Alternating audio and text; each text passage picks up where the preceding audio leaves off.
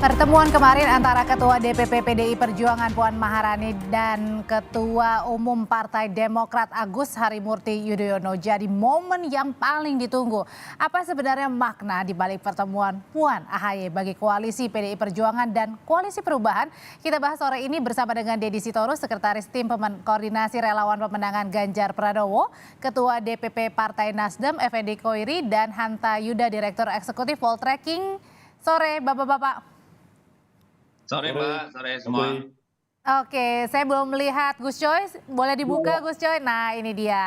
Oke, kalau gitu saya langsung aja. Saya langsung ke Partai Nasdem nih Gus Coy. Jadi kemarin setelah pertemuan Mas AHY, Mbak Puan, jadi ini apakah merupakan tanda-tanda bahwa Demokrat akan meninggalkan Koalisi Perubahan? Ditanggapi serius kok oleh Nasdem, Gus Coy?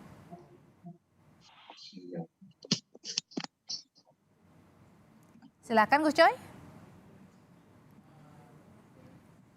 Oke, tanpa pertemuan itu kita beri apresiasi, itu bagus, silaturahim itu bagus, itu tradisi kita yang baik, tradisi Indonesia, tradisi bangsa kita, tradisi agama kita, kan bagus. Oke. Kalau bagus artinya nggak takut kalau misalnya Partai Demokrat menarik diri, Gus Coy? Kita nggak ada kekhawatiran. Jadi saya mau melanjutkan. Jadi itu bagus, Mbak Puan, Mas AHY. Lebih bagus lagi dilanjutkan Pak SBY dengan Ibu Mega. Dua negarawan ini harus tampil bareng, komunikasi bareng, jangan sampai ada selek-selek ya kan. Nah, ini akan menjadi contoh yang baik kan. Sudah dimulai dari putra-putrinya ya, itu dilanjutkan oleh ayah dan ibunya. Nah, lanjutkan itu. Jadi kami Nasdem karena kita memperjuangkan bukan hanya kekuasaan, kita memperjuangkan nilai. Silaturahmi itu nilai. Nah, yang dilakukan itu bagus sekali. Oleh karena itu nggak ada kekhawatiran apapun. Jadi bisa dipastikan bahwa Koalisi Perubahan masih solid bersama dengan Partai Demokrat. Demokrat dari Koalisi Perubahan. Kami solid sekali, kami yakin semua yang bergabung dalam Koalisi Perubahan ini mereka memiliki ketakwaan, keimanan yang kuat ya kan, dan komitmen yang kuat untuk memenuhi janji yang sudah kita sepakati untuk Indonesia, untuk perubahan Indonesia. Jadi baik. Sedikit pun, secuil pun, setitik pun nggak ada kekhawatiran. Oke. Nah, oke, kalau misalnya Partai Nasdem di Koalisi Perubahan ini tidak khawatir, bagaimana dengan PDIP sendiri? Sebenarnya kalau bagi PDIP kan ada nama bacawa pres dari internal, dari koalisi kan ada nama Mas Sandi, Bang Deddy. Tapi kenapa kemarin justru memilih pertemuannya di luar koalisi dengan Mas AHY? Ya kalau sudah dengan koalisi kan Ibu Puan sudah berkali-kali ketemu ya. Sudah ketemu dengan P3, saling mengunjungi kantor masing-masing, sudah bertemu dengan Perindo, dulu juga bulan Juni sudah ketemu dengan Pak Surya Paloh gitu ya. Jadi tidak ada masalah. Kenapa sekarang dengan AHY? Karena dalam persepsi publik memang kan dipersepsikan ada ketegangan gitu ya. Meskipun dari dari pengalaman sebelumnya kita lihat ketika Ibu Ani Yudhoyono almarhum itu berpulang, itu kan Bu Mega datang sendiri ke acara pemakaman bersama Mbak Puan gitu ya. Dan dalam banyak kesempatan formal lainnya juga udah ketemu. Nah, kenapa sekarang AHY dan Ibu Puan ketemu? Saya kira ini persoalan hari ini dan besok. Apa hari ini? Hari ini adalah dibutuhkan kita mengurangi ketegangan politik terkait dengan kontestasi pemilu 2024. Dan ke depan kita ingin melihat bahwa anak-anak muda ini membawa genre baru dalam politik yang perbedaan yang tetap membuat bisa. Tapi apakah ini kemudian bisa bersilaturahim? Mbak Deddy, apakah ini kemudian muaranya bisa kepada happy ending pertemuan antara Bu Mega dan juga Pak SBY? Loh, saya bilang kan tadi sudah jelas bahwa Bu Megawati dengan Pak SBY tidak ada persoalan gitu ya, tidak ada persoalan pribadi, bahwa memang pernah ada gesekan, ada perbedaan itu wajar. Dan ketika Pak SBY memenangkan pemilu 2004, Ibu Mega memutuskan konsolidasi partai, ya karena kita kalah pemilu pada waktu itu, lalu berada di luar pemerintahan selama 10 tahun. Hal mana juga dilakukan oleh Demokrat ketika PDI Perjuangan dan Pak Jokowi memenangkan, mereka memilih berada di luar pemerintahan gitu. Tetapi contoh bahwa Ibu Mega datang ke pemakaman Ibu Negara ke-6 itu saya kira itu Baik. cukup membuktikan bahwa tidak ada, bahwa ada perbedaan yang nyata dulu, ya itu bagian dari dinamika gitu, Oke. tidak perlu Oke, dipersoalkan. kalau dulu adalah bagian dari dinamika, kalau misalnya sekarang sebenarnya dibacanya gimana sih Mas Hanta, pertemuan kemarin antara Mas Ahaye, Mbak Puan, siapa yang paling diuntungkan dari pertemuan kemarin? Pertama, sebelum bicara soal keuntungan politik, saya kira kita perlu mengapresiasi pertemuan ini. Pasti secara bagi bangsa negara memberikan manfaat faedah politik yang lebih besar ketimbang hampir tidak ada mudarat politiknya. Karena ini memberikan tontonan pesan politik yang kuat kepada publik tentang politik rekonsiliatif ya, bahwa realitasnya memang ada, kalau istilahnya Bang Deddy tadi kesan atau persepsi ketegangan, ada kontraksi politik, tapi memang dua partai ini hampir 2 dekade tidak berkoalisi, tidak bersama dalam pemerintahan. Ketika PDI Perjuangan sekarang bersama Pak Jokowi 9 tahun perjalanan, Demokrat di luar pemerintahan pun sebaliknya ketika 10 tahun Pak SBY. Nah karena itu pertemuan ini saya kira secara di luar faktor politik elektoral ini memberikan pesan yang kuat kepada publik bahwa harusnya ya begini, tokoh bangsa ada dua tokoh nasional, pimpinan pernah menjadi tokoh kunci ya saya kira, tokoh bangsa, kemudian kalau ini berhasil seandainya, yang dilebur itu ada 3 hal. Satu, ada 2 tokoh besar, Pak SBY dan Pak Ibu Mega. Yang kedua adalah 2 kekuatan kutub politik yang berseberangan, berpotensi, ini baru potensi ya untuk bersama. Yang ketiga adalah 2 ceruk atau spektrum konstituen yang diametral juga, itu ada potensi bersama.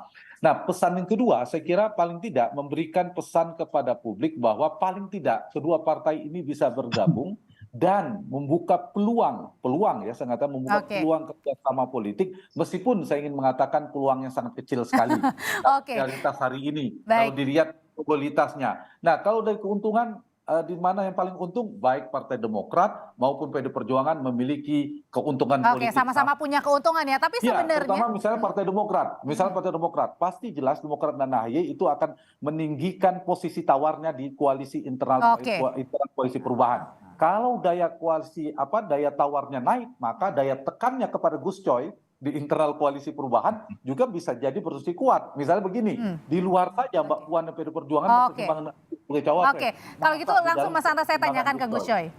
Kalau soal posisi daya tawar itu berarti artinya koalisi perubahan atau AHY ini punya daya tawar yang tinggi dengan pertemuan kemarin di koalisi perubahan, Gus Coy. Iyalah Mas Ahaye anak muda, pinter, punya latar belakang darah biru, tentara, pendidikan Amerika.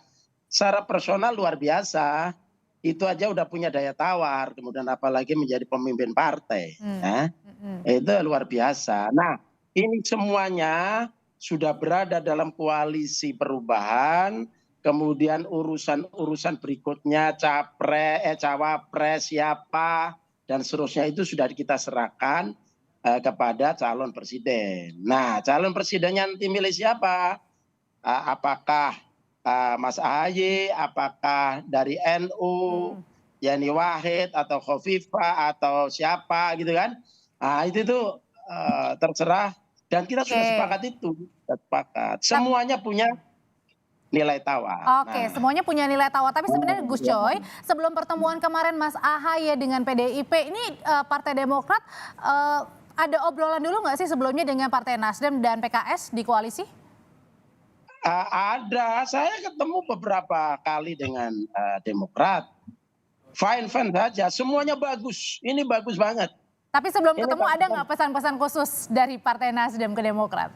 Nggak ada, karena itu sudah nilai tertinggi silaturahim itu, jadi nggak perlu dipesan lagi, mereka sudah tahu semua, kan?